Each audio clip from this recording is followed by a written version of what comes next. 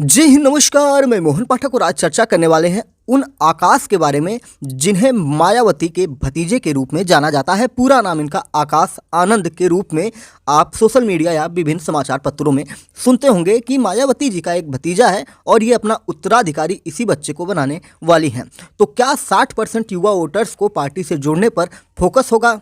किसका? मायावती का। और नई पीढ़ी को बागडोर सौंपकर बहुजन मूवमेंट को आगे बढ़ाने पर जोर देंगे। मैंने हाल ही में आपको बताया था कि जैसा कि उत्तर प्रदेश का आजमगढ़ जिला जो है सपा का गढ़ माना जाता है, बसपा का गढ़ माना जाता है, और वहाँ पर भारतीय जनता पार्टी ने आजमगढ़ का जो विभाजन करके मायावती जी के द्वारा 2 जिले बनाए गए थे। एक आजमगढ़ बनाया गया था, एक लालगंज नाम का जिला बनाया गया था, जो अभी मुख्य मतलब अभी फिलहाल जिले के रूप में पूर्ण तरह से नहीं है, लेकिन भारतीय जनता पार्टी ने वहाँ पे अपना जिला अध्यक्ष 2 बार से बनाना शुरू किया है। और इस बार अगर अध्यक्ष की बात करेंगे तो एक युवा हैं, लगभग उनकी उम्र 32 वर्ष बताई जाती है। उनका नाम है सूरज प्रकाश श्रीवास्तव। सूरज जो है एक खिलाड़ी हैं जो उत्तर प्रदेश का प्रतिनिधित्व करते हैं, आजमगढ़ जिले का प्रतिनिधित्व करते हैं और विदेशों में भी खेलने के लिए इंटरनेशनल खेलों में जाते हैं। और उन्हीं को जिला अध्यक्ष के रूप में भारतीय जनता पार्टी ने लालगंज जिला अध्यक्ष के रूप में नियुक्त किया है। और ये बात अब आपको समझ लेनी चाहिए कि जो बड़ी बड़ी राजनीतिक पार्टियां हैं अब वो धीरे धीरे नए युवाओं को मौका दे रही हैं कि वो राजनीति में आएँ और उनकी बागडोर को संभालें। और इसी कड़ी में आपको बता दें कि बहुत सारे ऐसे उम्र दराज लोग होते हैं जिनकी आयु लगभग 40-50 वर्ष से ऊपर होती है, उन्हें ही जिला अध्यक्ष जैसे रोल दिए जाते हैं कि वो उनकी जो पहचान होती है, उनकी जो अनुभव होते हैं वो काम देते हैं। लेकिन अब देखिए उसी कड़ी में मायावती भी आ गई हैं। इनको भी समझ में आ गया है कि अब मेरे बस का नहीं है, अब किसी युवा को मैदान में उतारना होगा, क्योंकि इनके सामने दलित नेता के रूप में एक बड़ा चेहरा चंद्रशेखर रावण के नाम से जिन्हें आप जानते हैं वो खड़े हो चुके हैं। और उनको टक्कर देने के लिए एक युवा की ज़रूरत है, जो बहुजन समाजवादी पार्टी में अभी तक कोई युवा नेतृत्व नहीं था। और वहीं भतीजे आकाश आनंद को अपना राजनीतिक उत्तराधिकारी घोषित इन्होंने कर दिया है। आकाश मायावती के छोटे भाई आनंद कुमार के बेटे हैं। मायावती के ऐलान के बाद इसको लेकर सियासी माहौल गर्म हो गया है। साथ ही ये सवाल भी उठ रहा है कि 3 राज्यों के विधानसभा चुनाव के बाद पार्टी ने आकाश को ही अपना उत्तराधिकारी क्यों घोषित किया है। आकाश के उत्तराधिकारी घोषित किए जाने के क्या है सियासी मायने, क्या चीज़ें इनसे आपको समझनी चाहिए और क्या है उत्तर प्रदेश की पॉलिटिक्स, इस पर हम डिटेल में चर्चा करेंगे। और युवा वोटर्स को किस प्रकार से जोड़ने की कोशिश की जा रही है इस पर भी चर्चा करेंगे। आकाश आनंद की उम्र की अगर हम बात करेंगे तो उनकी उम्र लगभग 28 वर्ष बताई जाती है। ऐसे में मायावती ने सोची समझी रणनीति के तहत उन्हें पार्टी का उत्तराधिकारी घोषित किया है। इसके पीछे उनकी दूरगामी सोच है। आकाश युवा है, युवा कंधे पर पार्टी की जिम्मेदारी डालकर मायावती ने युवाओं को पार्टी से जोड़ने के लिए ये नया दांव खेला है। उन्होंने धीरे धीरे अपनी स्फूर्ति खो रही इस पार्टी में फिर से जान फूंकने की कोशिश की है। और मौजूदा समय में देश में युवाओं की संख्या लगभग 60% बताई जाती है। वहीं बसपा में यूथ को लेकर लंबे समय बहुत ही अधिक गैप चल रहा था, क्योंकि यूथ को लेकर बसपा में कोई भी काम नहीं हुआ था।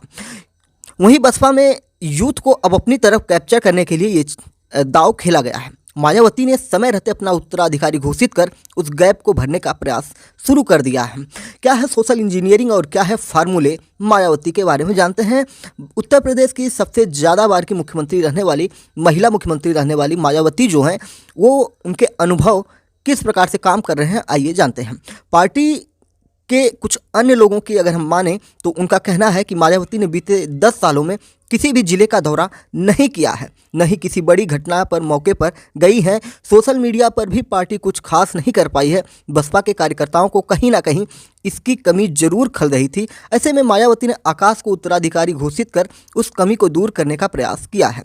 मायावती को उम्मीद है कि आकाश बसपा के सोशल इंजीनियरिंग और सोशल मीडिया के प्रयोग को और आगे ले जाएंगे। वह यूथ के साथ सियासी मुद्दों को उठाएंगे और उन मुद्दों के बीच रहकर बहुजन मूवमेंट को आगे बढ़ाने का काम करेंगे। और भी चीज़ें अगर हम डिटेल में जानने की कोशिश करेंगे तो 2017 से ही आकाश आनंद को मायावती ने राजनीति में उतारा है और हिमाचल प्रदेश के राज्य चुनाव में इनको प्रेजेंट किया गया था। आकाश आनंद ने हिमाचल प्रदेश के राज्य चुनाव में राजनीतिक समझ को समझना शुरू किया। फिर उनकी परीक्षा छत्तीसगढ़, राजस्थान और मध्य प्रदेश के विधानसभा चुनाव में संपन्न हुई। माना जा रहा है कि आकाश आनंद ने राजस्थान और मध्य प्रदेश के चुनाव से पहले वहां पर कार्यकर्ताओं के साथ सरकार को घेरने और सियासी मुद्दों को गर्म करने के लिए जो अभियान चलाया वह उनकी परीक्षा का प्रमुख अंश था। यानी कि उन्हें पॉलिटिकली रूप से तैयार किया जा रहा था, उनके लिए एक मैदान तैयार किया जा रहा था बसपा सुप्रीमो मायावती के द्वारा। और उनकी जो परीक्षाएं थी कई राज्यों से होते हुए, क्योंकि इनका जो मेन फील्ड है, जो इनका कहेंगे फाइनल मैच है, वो उत्तर प्रदेश की ही भूमि है और इसीलिए पहले इनसे टेस्ट खिलवाए गए, 2020 खिलवाए गए और अब बिल्कुल समझ सकते हैं कि फाइनल मैच के लिए उत्तर प्रदेश में उतारने के लिए ये सारी चीज़ें हो गई हैं। हम 6 साल पहले मंच पर पार्टी के उत्तराधिकारी को देखे थे। आज से 6 साल पूर्व सहारनपुर में बसपा के चुनावी मंच पर आकाश आनंद की एंट्री हुई थी। हिमाचल चुनाव में सक्रियता के बाद 3 राज्यों के हालिया चुनाव में आकाश ने ही पार्टी कैंपेन की बागडोर संभाली। अब अपने भतीजे को उत्तराधिकारी बनाकर मायावती ने बड़ा दांव चला दिया है। आकाश के सामने चुनौतियों का पहाड़ है। पार्टी कैडर में जोश फूंक कर बसपा को नए सिरे से तैयार करना है तो ताकतवर विपक्षी योद्धाओं के दांवपेचों से मुकाबला भी करना है। योगी आदित्यनाथ से मुकाबला आसान नहीं है, अखिलेश यादव से मुकाबला आसान नहीं है। आकाश को कमान देकर मायावती ने विरासत की सियासत में एक नया पन्ना जोड़ा है और सबकी निगाहें टिकी हैं कि इस कवायद से बसपाई हाथी की ताकत में कितना इजाफा होने वाला है। जनता की अदालत बसपा सुप्रीमो के इस ट्रम्प कार्ड पर क्या फरमान सुनाती है। हालांकि अपने सगे भतीजे को उत्तराधिकारी बनाने के मायावती के इस फैसले ने विरोधियों को निशाना साधने का मौका दिया है। अब परिवारवाद के मुद्दे पर तंज कसने और हमला करने में विपक्षी खेमे कोताही नहीं बरतेंगे और मायावती भी किसी को परिवारवाद के रूप में जैसे अखिलेश यादव हुए उन्हें घेर नहीं पाएंगी, कांग्रेस पार्टी को नहीं घेर पाएंगे। अगर हम इनकी एक्टिविटी की बात करें आकाश आनंद के बारे में, तो Bahujan Samajwadi party national coordinator आकाश ने अपनी ट्विटर प्रोफाइल जुलाई 2021 में बनाई और तकरीबन 2 साल में उनके 1,84,000 से अधिक फॉलोअर्स हैं। उनकी वेरीफाइड प्रोफाइल में वो अपने आप को बसपा का राष्ट्रीय कोऑर्डिनेटर बताते हैं और उन्हें बसपा के राष्ट्रीय महासचिव सतीश चंद्र मिश्र भी फॉलो करते हैं। लेकिन उनकी बुआ मायावती, जो खुद भी ट्विटर पर काफ़ी सक्रिय है, उन्हें ट्विटर पर फॉलो नहीं करती हैं। आकाश अपने पिता और बसपा के राष्ट्रीय उपाध्यक्ष आनंद कुमार को भी ट्विटर पर फॉलो करते हैं।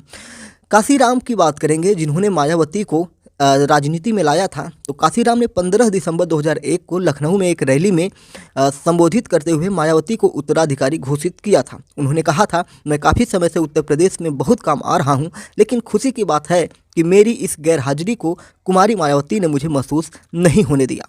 काशीराम ने अपने किसी सगे संबंधी को अपना उत्तराधिकारी बनाने की जगह मायावती को अपना उत्तराधिकारी घोषित किया। वंचित तबके की सियासत को वंशवाद या परिवारवाद से परे रखकर काशीराम ने एक मिसाल पेश की। ज्योतिराव फूले, बाबा भीमराव अंबेडकर, छत्रपति साहू की तरह दलितों को मुख्य धारा में शामिल करने के ख्वाब को काशीराम ने आगे बढ़ाया और मायावती इसे आगे बढ़ाएंगी, इस उम्मीद के साथ उन्होंने अपना उत्तराधिकारी बनाया था। और मायावती ने काफ़ी चीज़ें भी काम में की थी दलितों के उत्थान के लिए जब अपनी सरकार में थी। जैसे उनके ऊपर अत्याचार होने वालों पर पुलिस का एक्शन, और कहीं ना कहीं उनके ऊपर ये आरोप लगा कि उन्होंने इसमें भी भेदभाव किया। ये सारी चीज़ें पॉलिटिकल इनके ऊपर आरोप लगते रहे। बात करते हैं आकाश ने हरियाणा के अंबाला में बसपा के संस्थापक काशीराम के परिनिर्वाण दिवस के मौके पर 9 अक्टूबर 2021 को कुछ बातें कही थी, उनको आपको जानना जरूरी है। काशीराम आज हमारे बीच में नहीं है, लेकिन उनके विचार हमें आज भी प्रेरणा देते हैं। आकाश अपने भाषण में अंग्रेजी के शब्दों का काफ़ी इस्तेमाल करते हैं। जैसे काशीराम के बारे में बात करते हुए वो उन्हें अंग्रेजी में सोर्स ऑफ इंस्पिरेशन बताते हैं। आकाश आनंद के फेसबुक प्रोफाइल पर उनका दक्षिण भारत में दिया गया भाषण भी मिल जाता है, जिसमें उन्होंने अंग्रेजी में 24 मिनट लंबा भाषण दिया है। उसमें आकाश के पीछे बड़ी सी वीडियो स्क्रीन में दिख रहे प्रोजेक्शन में एक टेलीप्रॉम्प्टर भी नज़र आ रहा है, जिसकी मदद से वो भाषण दे रहे थे। अपने शुरुआती भाषणों में आकाश युवा होने की वजह से शायद कुछ गलतियां भी करते हुए नजर आते हैं। जैसे उन्होंने एक भाषण में मायावती को बसपा की राष्ट्रीय उपाध्यक्ष बता दिया। अपने भाषणों में वो बसपा की समितियों में नौजवानों की हिस्सेदारी 50% तक करने की बात करते हैं। वे मायावती की तरह साम दाम दंड भेद जैसे राजनीतिक जुमलों का इस्तेमाल करते हैं, लेकिन अपने भाषणों में वो बसपा की निर्धारित लाइन के तहत बयान देते हैं और अपनी राजनीतिक पहचान बनाने के नज़रिए से वो कोई ऐसी बात नहीं करते हैं जिसमें उनके उभरते हुए राजनीतिक चरित्र और महत्वाकांक्षाओं की झलक दिखा सके।